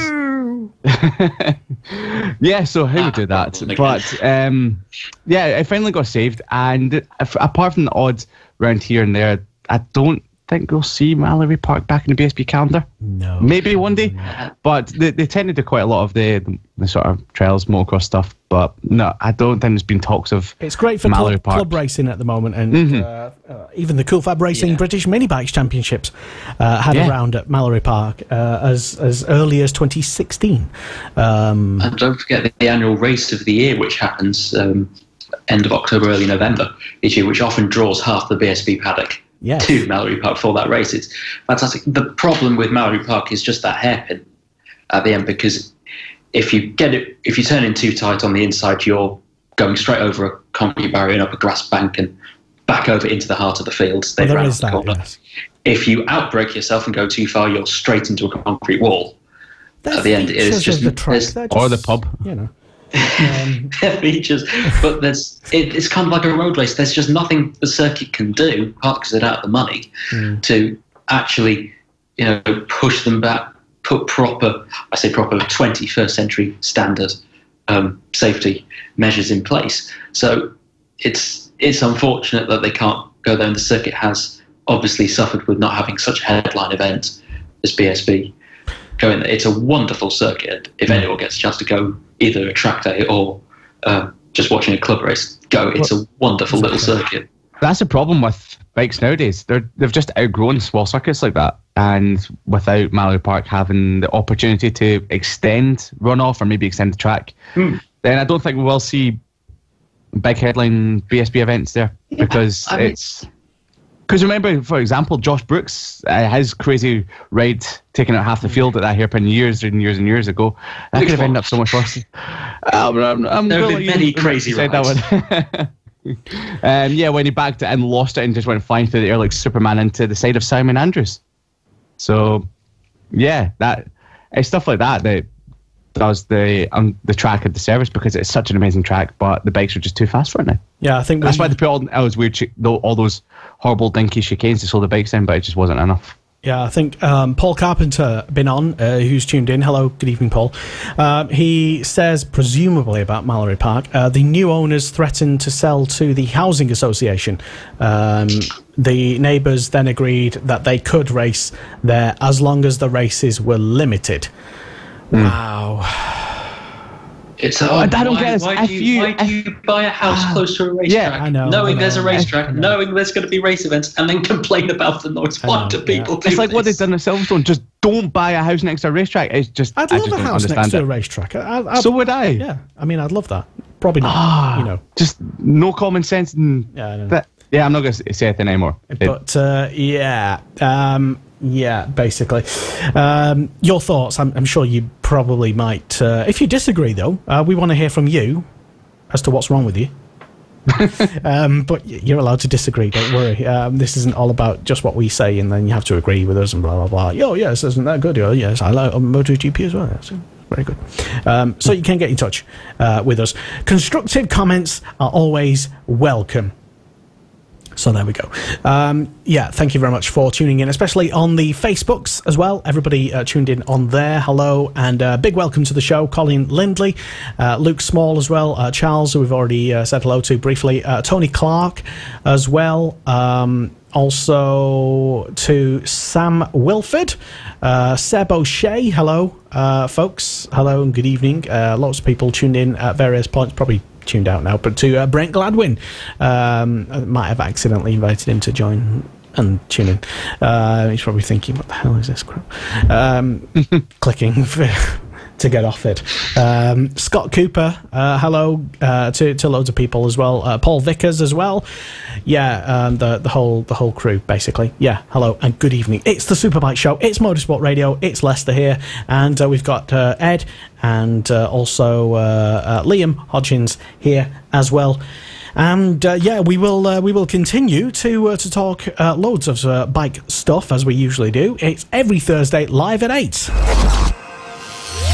The Superbike Show on Motorsport Radio. I'm Ryan Vickers. Hi, I'm Ben Curry. Hi, I'm Jonathan Ray from the Kawasaki Racing Team, and you're listening to Motorsport Radio.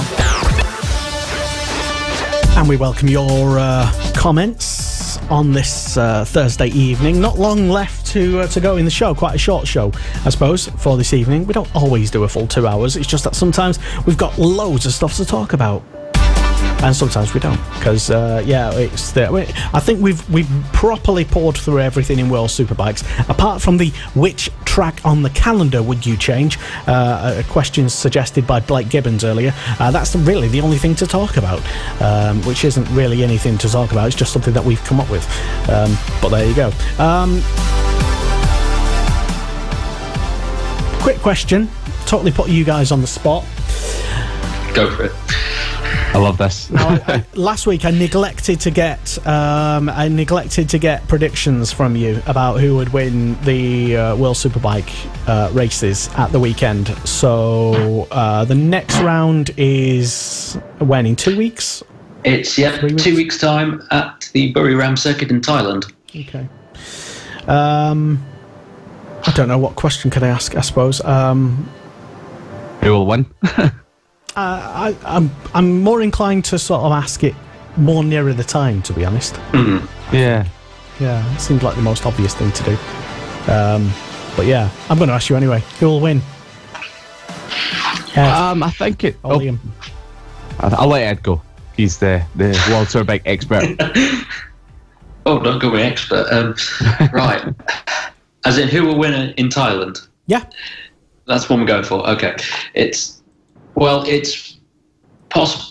I think it is Jonathan Ray's happiest hunting ground out there since they started going there in 2015. I believe he's won all but one of the races around that circuit. So it's going to be one of the first true tests for Ducati and Bautista, because Bautista has only obviously raced there once before at last year's Thai Grand Prix.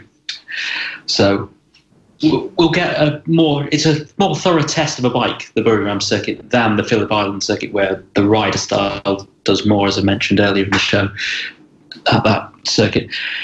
Ray, he'll be desperate to obviously make amends. The two feature races, I think it's going to be 1-1 between Bautista and Ray. Ooh. The Super Pole race, which isn't actually a race. But you think it is? So well, it's not, because it's not. I mean, they don't count it on their stats, though, do they? Currently they don't count it as anything. So even though it's not nothing, it's bizarre. So, but they don't. But I think I have a feeling the Super Pole race could be won by Leon Haslam. He's got the fight about him that he's going to do everything to show people, because people, like when he went back to BSB, they didn't think he was making up the numbers, but he was going to be good, but he was never going to be quite good enough. He'd always have that slip up along the way before last year. And it's basically, he's got the same perception now in World Superbikes, that he's come back there for unfinished business. The way he started in Australia, I think Haslam is clearly going to get stronger. The Kawasaki goes round that track really well. I've got Haslam down as the Super Pole race winner. So Ray, Bautista and Haslam. I go the other way. I think Bautista, because he has the momentum coming from Phillip Island, he'll probably keep that going through up until race 1 through there. So we'll go Bautista, Haslam, Ray. Okay, fair enough. Liam, your thoughts? I'm going to change it up a little bit. I'm going to keep one of the winners exactly the same. I'm going to say it's going to be Bautista to take both the race 1 and race 2 win. I just think the Ducati works well around there. If you look at Chaz Davies last year, he'd done very well compared to what he's like in Phillip Island. Doesn't do too well there, but done very well in Buriram last year. And the top speed of that Ducati at the moment, it's untouchable. So, and there's a lot of long straight, or two big long straights coming off of slow corners. So I think it'll be tough for Kawasaki to beat Alvaro Bautista. Now, when it comes to the Super Bowl race, I think Johnny will win that.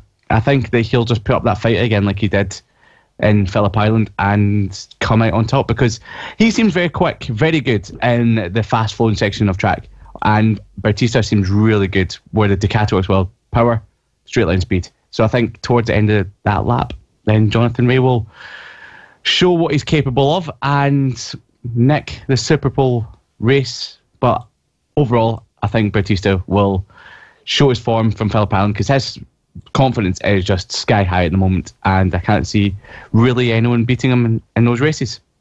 Okay, fair enough. Nat Jarvis has been on, not the show, but he's still tuned into the show. Don't know why it's not on the show, but whatever. Hi, Nat. He says, Ray will snap back. He will snap back. Not just fight back, not just blast back into title-winning contention. He will snap back. And, also, Ryan Lilly agrees. He's also thinks that Ray will do some sort of snapping back into the top spot. He also thinks that Haslam has a good record at Thailand. Double podium in 2015, he says. Can't wait. And we can't wait. It's March 15th to the 17th, which is in 2 weeks' time as well. Not bad. Not bad at all. Your thoughts on that. If you are still tuned in to us, as is Luke Small. Hello, good evening, Luke. He says, question to the presenters. It's a bad idea. Yeah, usually. You might have already answered this before I joined, he says. But do you, or who do you think will win the British Superbikes? And do you think Scott Redding will compare to his MotoGP days? Well, that's not something we've spoken about tonight. Obviously, it's an ongoing topic of debate. Not really seen much from Scott Redding in terms of bike pace. Not really been that much sort of testing, but he's been more on social media, showing people, pictures of him messing around and stuff. I think he was recovering from a slight injury, I think, but don't know. Have you got any thoughts on that, Liam? Yeah, I don't think Scott Redding will do it this year. I think he'll be up there, and I think obviously he'll get a lot of race wins in, but he doesn't really know that many of the British circuits, because he grew up in Spain racing on the Spanish circuits, and then obviously went straight to Grand Prix from there, so knows the Grand Prix circuits. He's really a Cool well. Fab Racing graduate. Yeah, so that might help him out a little bit, but the big circuits, say like Cadwell and Knockhill, for example, Thruxton, he's never really ridden around those tracks. There's not much going on in BSB. Testing starts in 2 weeks' time at Mont Blanc. Is that how it's Monte Blanco. Monte Blanco, there we go. So I have a feeling that it might be his teammate, Josh Brooks, in 2019. I just have that sneak. There's something about Josh Brooks. That's the first time he's been mentioned as a possible title. No offence, Josh. There's just something. I just have a feeling that him and that Ducati and the Paul Bird Motorsport team are a fantastic team. Yep. And I just have a feeling that they'll click really well this year. Any initial thoughts from you, Ed, about who might take the BSB crown this year? Yeah, there's a couple of names that spring to mind. Liam's gone for one Aussie. I'm going for another one that's out there. I think Jason O'Halloran on the Yamaha is going to be very difficult to stop once he gets up to speed on that. He's a more than accomplished rider. He seems to be the only rider out of both BSB and World Superbikes for the last couple of years that's got anything out of the Honda machine out there. So if you stick him on a Yamaha, which, let's be honest, behaves far better than the Honda has done, he's going to be right at the top. His young teammate, Taz McKenzie, is another one who he just got better and better and better as last season went on. His first year, it's he wants to be the next big young gun to take the crown off there. But as we've seen in World Superbikes, a former GP rider has moved across the Superbike fold and has done well brilliantly. So all the bets on James Ellison might do something well. Well, that's an interesting one. That was me being a bit watching. He's a good rider. I still think he will have a few races, free race wins in him, because now he's at Smith's BMW for this year, which is better than the last 2 year bikes that he's been on the last couple of years, or especially last year when he was at Amble Tag Yamaha. No disrespect to them at all. It's Smith's BMW. You can just see their pedigree. They are bred to win now. They've got the bike up to a standard, and the new BMW is a class machine. So I think James Ellison will be handy. He's obviously got a more than handy teammate to contend with in Peter Hickman. So in all seriousness, I actually think it will come down between the two Yamaha boys overall, the two Mackhams. I think Taz is going to be brilliant and he's going to wow a lot of people, but I think just for his experience out there, and he never gives in, Jason O'Halloran for me is the dark horse for the championship, but I would like to see him win. I'm going to stick my neck out and say Jason O'Halloran. Okay. Good evening to Mark Abel, who's just joined us on the live stream. Hello, good evening, Mark. Yes, we are definitely live.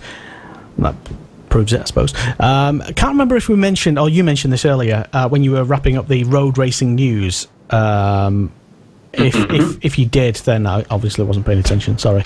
But Colin Lindley has been on to ask about whether we think Andy Kershaw, famous BBC DJ and TV presenter of former years, will get racing, will save basically the racing at Scarborough, as he was publicised this week. If you're not too sure on what the story is, it was announced that he is launching a one-man bid, plus probably the council as well. I don't know, to get racing. There have been talks with the council over this. There's nothing concrete that's happened, so it's still very much in the strong rumour category. But Kershaw and the council, they have met a couple of times actually in the last few weeks, best of my knowledge. Was it something about like the return of can you get the racing back? And they said no. The problem is the circuit lost its licence from the ACU. Because of the needed to have certain upgrades, safety upgrades, didn't it? The problem though with Scarborough is, well, it's a road course. You can't exactly bulldoze the trees and take them away and take any of the dry stone walls away, because you just can't. They're part of the landscape. So it currently doesn't have an ACU licence, which is the first big hurdle, because without that you obviously can't run a race over here in the UK.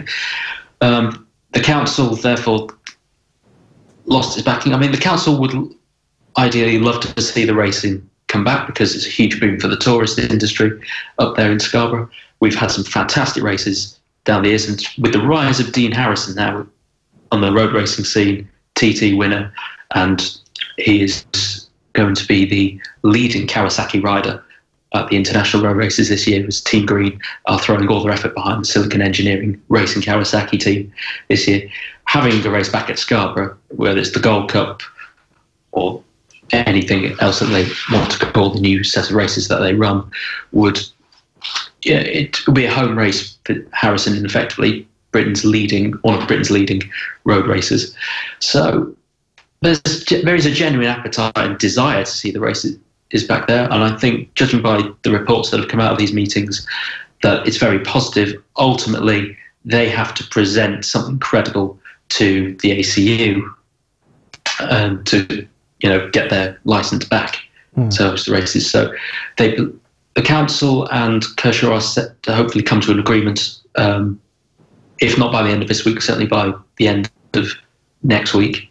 That's the latest I've heard from it. If they could get the ACU licence as quick as possible, they would love to hold a race at Oliver's Mount later this year, probably August or early September time, because that's to get things planned and get the riders in. That's now the only time of the year they could hold it. Otherwise, it would have to obviously wait until 2020. But it's a definite plan to get the racing back there. It's just nothing has been confirmed yet. Hopefully, yes, it can be sorted. Andy can do his stuff, I suppose, negotiating. If that, if he, let's just all hope that he manages to pull it off. And come up with an agreement with the council to find some investment from somewhere to, even if it is down to a crowdfunding campaign. I'm sure we can all chip in a little bit just to get the whatever upgrades. I don't even know what upgrades need. The safety upgrades need, like, is it just some new barriers or something? I don't know. Don't even know, to be honest. No idea. Do you know, Ed? I thought Ed was going to say something. It's a good question because ACU haven't actually specifically released a document saying what needs to be done. Now, normally race governing bodies are very clear when things need to be done. Certainly the last time there was racing, there was a lack of air fences that were there. That's probably the major thing. The problem with air fences is the cost of getting them. They're not cheap. They do work. Because they do work and reliable, they're not cheap because they're high in demand. So again, it comes down to, can the council afford to put them in places? It was Auto 66 who ran the races there. They obviously couldn't afford to put them in, so that's why they lost their licence for hosting races there. Could Andy Kershaw and his consortium stump up for the right safety equipment? That's what AAC will be looking for out there, because there needs to be some safety for the riders. If they go anywhere off the circuit, they're either into trees or they're into walls, and neither way ends well for the riders. So and that's not safe, kids. Exactly. So it does come down to, they need to show that they can fund for the proper safety measures at trackside. Okay. We will, I suppose, keep you up to date if you're not already up to date on the latest goings on at the circuit there in Scarborough. Ed will anyway give you the latest, and also you've got some pretty good articles set to drop on motorsport.radio later in the week / over the weekend / next week. What have you got planned? There are a couple more road racing articles coming out tomorrow. There's one Northwest 200 based, one Isle of Man TT based. It's basically previewing the favourites for each event. It's shaping up Northwest 200 to be Alistair Seeley versus Glenn Owen, and now that they're on, what's right I've got is the best two Superbike, certainly in the British paddock, you'd argue, in Seeley being at BY's Ducati for the Northwest 200 and Glenn Owen over at Quattraplank Kawasaki. Those two seem set to be going head-to-head in a proper mano-a-mano shootout at the Northwest 200. The Isle of Man TT, well, with his announcement of returning to road racing and with Ian Hutchinson coming back to full fitness, it's the big four in the Isle of Man TT this year. Dean Harrison, Peter Hickman, the two new kings on the block, and the old masters, Michael Dunlop and Ian Hutchinson, they want their crowns back. So there's plenty to look forward to there. Next week, it's all about MotoGP. Yes. So keep an eye out. The preview will be dropping Wednesday, I believe, for that one, and there'll still be a couple more World Superbike articles dropping over the next week, but we're going to be focusing your attention, rightly so, more towards MotoGP next week as the race approaches. Yes, indeed. That's probably what the most of the bulk of the show next week will be about, and any other big news and gossip that breaks in the meantime as well. Hello, finally, just before we go, hello to Jay King, joined us late. You're just in time for the end of the show, Jay. So hello, regular listener, I suppose. But yeah, that is kind of the end of the show, really. We have reached the end of a big pile of news. Yeah, thank you very much for joining us. What will you be doing bike-related or motorsport related in the next week between now and next Thursday, Liam? I'm just going to be sleeping, waiting for the MotoGPs to start. No, I'm kidding on. I've got I believe I've got lots of work to do and lots of college to do. Fine. Yeah, so unfortunately I've still got to do all of that. But apart from that, I'll be doing lots of that, waiting around and maybe looking at a couple of wee articles as well. I know Ed's mainly got that covered, but I'll see what I can dig up from the bottom of the MotoGP world, and we can maybe find something interesting to talk about.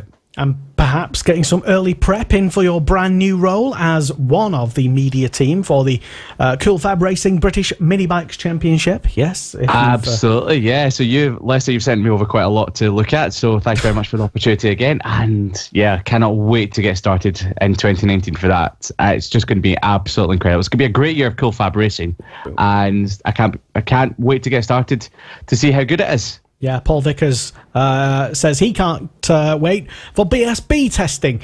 It should all be fantastic, Paul. And basically, we've got lots to talk about on next week's show. So tune in live at 8 on Thursday, where hopefully we'll do all of this again, unless we're in a committee meeting to go and save Oliver's mount. But there you go. Thank you very much for tuning in, and good night. Motorsport Radio.